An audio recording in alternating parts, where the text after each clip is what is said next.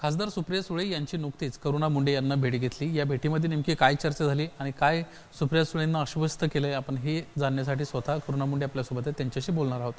काल सुप्रिया सुळेंची तुमची भेट झाली, काय प्रामुख्याने चर्चा झाली, काय त्यांचं म्हणणं होतं? थोडक्यात राजकीय मुद्द्यावरती भेट झालेली आहे, त्याच्यावरती मी आता काही बोलणार नाही। पण जे मसाजोगच्या जे प्रकरण त्यांनी त्याच्यामध्ये लक्ष दिलेलं आहे आता, तेच मी सांगितलेलं आहे की तुम्ही जसे मसाजोगचे मुद्द्यावरती लक्ष दिलेलं आहे आणि आज जे इतके मोठे मोठे जे भ्रष्टाचार हे धनंजय मुंडेचे उघडकीस होत आहे, तरी पण कोणीही लक्ष घालत नाही। जरी माझे मुद्द्यावरती तुम्ही लक्ष दिला की कसं माझी गाडीमध्ये रिव्हॉल्वर ठेवली गेली होती, 3 वर्षासाठी माझ्या पोलिसांचा गैरवापर करून मला जेलमध्ये 3 सालसाठी टाकण्याचा प्रयत्न केला होता। आणि त्यानंतर जे मला CCTV फुटेज पाहिजे की मंत्रिपदाचा कसा गैरवापर करताय हे लोक, आणि जे अजित पवार गट आहे त्याच्यामध्ये कसे भ्रष्ट मंत्री बसलेले आहे आणि त्यांना पाठीशी घालण्याचं काम अजितदादा करताय, ते मला दाखवायचं। त्या मी संदर्भात त्यांना सांगितलेलं आहे। आणखीन खूप काही जमिनीचे प्रश्न होते पुण्याचे, जे लोकांची जमीन खाल्ली आहे असे लोकांना मी घेऊन गेली होती त्यांच्याकडे, तर त्यांनी त्यावेळेही जे कमिशनर आहे त्यांना कॉल केला आणि ते सगळेवरती ताई स्वतः लढणार आहे।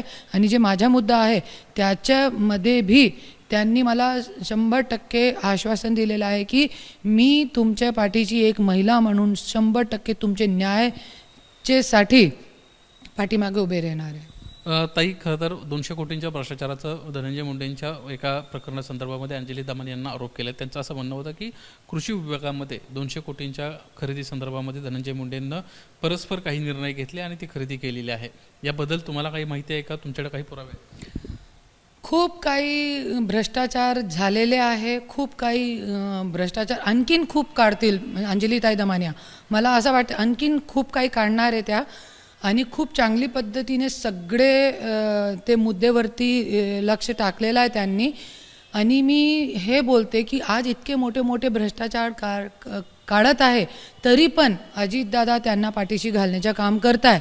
आणि कुठेतरी जे वॉशिंग मशीन म्हणताय, हे राजकारणी लोक सगळे एक वॉशिंग मशीन झालेले, मोठे मोठे पक्ष एक वॉशिंग मशीन झालेले आहे, ज्याच्यामध्ये फक्त लोकांच्या मतदानाचा गैरवापर होत आहे। आणि तुम्ही बघू शकता अगोदरच्या काळामध्ये जे धनंजय मुंडेंनी पंकजाताईवर आरोप केला होता की 2000 कोटीचा चिक्की घोटाळा केलेला आहे, तरी पण आज त्यांना जनतानी नकार दिला, तरी पण आज पंकजाताईला MLCवर घेतला आणि मंत्रिपद दिला। तो काय चालले? हे जनताच्या मतदानाच्या, जनताचे जे भावनाचा तुम्ही गैरवापर करत आहे। हे सगळे राजकारणी लोक मिळून जनताचे मतदानाचा वाटोळा करत आहे।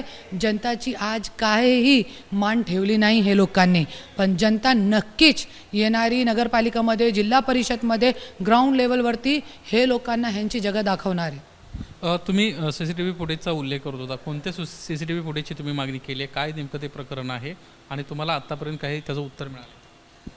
मंत्री DPDCची मीटिंग होती जिल्हाधिकारी कार्यालयामध्ये, आणि जिल्हाधिकारी कार्यालयामध्ये collector madam Deepa Mudhol Munde madam होती, माझे नवरे धनंजय मुंडे होते आणि वाल्मिक कराड, आणि मी स्वतः आपल्या कामासाठी गेली होती तिकडे। मला घेऊन गेले आणि पोलीस लोकांच्या समोर माझा नवरा होता, दीपा मुधोल मुंडे होती, त्यांचे कलेक्टरमध्ये तुम्ही काय काय करताय माझ्यासोबत, एक मंत्रीची बायकोची तुम्ही काय अवस्था करताय। मी अगोदर पण सांगितलेला आहे कि मेरे कपड़ों में बाथरूम आने तक उस वाल्मिक कराड़ ने मुझे मारा था, 2 कौड़ी का गुंडा, जो आज कहते ना ये लोग न्याय नहीं करेंगे राजकारणी लोग, तो भी भगवान तो न्याय करेगा। और 8 महीने भी नहीं हुए, जेल में सड़ रहा है और ज़िंदगी भर सड़ेगा। और उसके साथ साथ बहुत जल्दी धनंजय मुंडे भी जाएगा। क्यों? क्योंकि ये जे सगळं कटकारस्थान आहे, लोकांची जमीन हिसकून घेणं, महिलांवरती अत्याचार करणं, अशी महिलांचा तुम्ही गैरवापर करता, हे लोकांचे कार्यकर्ते, माझ्याकडे सगळे पुरावे आहे जे मी लवकर देणार आहे।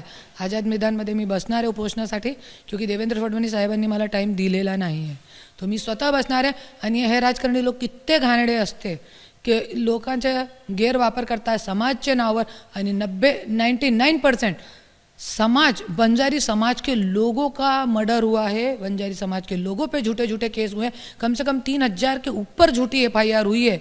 तो वो 3000 लोग होते ते सगळे बंजारी समाजाचे होते। बबन गीते, शिवराज बांगर, खुद करुणा मुंडे, दादा मुंडे, आणखीन खूप काही, गीता मुंडे फक्त सरपंच झाली होती ते दोनों भाई भाऊंच्या समोर, फक्त अपक्ष सरपंच निवडून आली होती, त्याचे नवऱ्याला जेलमध्ये टाकण्याचं काम केलं आहे लोकांनी। 2 वर्षाच्या अगोदरची माझ्याकडे रेकॉर्डिंग आहे, ताई मला वाचवा। देवेंद्र फडणवीस साहेब, एकनाथ शिंदे साहेबांनी त्यांनी प्रार्थना केलेली आहे, साहेब आम्हाला वाचवा तुम्ही, मी टाकते तुम्हाला, तुम्ही टाका मीडियावरती। आणखीन एक महत्त्वाचा प्रश्न असा आहे की धनंजय मुंडे आणि DPDCच्या घोटाळ्यासंदर्भामध्ये अजित पवारांनी एक समिती नेमलेली आहे, तुम्ही तुमच्याकडे जे सगळे पुरावे आहेत हे त्यांच्याकडे का घेऊन जात नाही, तुम्ही त्यांच्याशी का बोलत नाही? अजितदादाकडून तो काय ऐकणार नाही। अंजलीताई दमानिया गेली, काय झाला? काय नाही झाला। मोठे मुद्दे आहे ना, 200 कोटी, तुम्ही जनप्रतिनिधी आहे आणि जनताचे मुद्दे घेऊन तो गेलेली आहे। और आज जे माझ्याकडे मुद्दे आहे खूप काही माझ्या आहे, माझे जैसे की एक घरामध्ये, जैसे आज एक घरामध्ये 4 महिलांचं जीवन उद्ध्वस्त केलेलं आहे धनंजय मुंडेंनी, तरी पण आज तो म्हणणार आहे तुमचा घरेलू मुद्दा आहे, है ना। आज ज्या वेळे माझा मुद्दा पहिल्यांदा उघडकीस झाला होता त्यावेळे पण सिल्वर ऑकमधून मला कॉल आला होता, तरी पण आज अजितदादांनी त्यावेळे त्यांना बचावण्याचं काम केलं, नाही तर त्यावेळे राजीनामा झाला होता।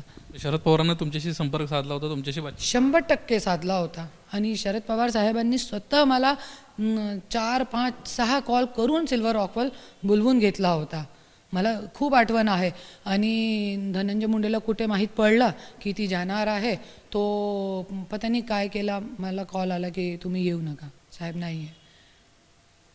पुढची लढाई काय? पुढची लढाई जी आहे सगळी माझी, हे जे भ्रष्ट मंत्री लोक बसलेले आहे कोणी असू द्या त्यांच्या विरोधात असणार आहे।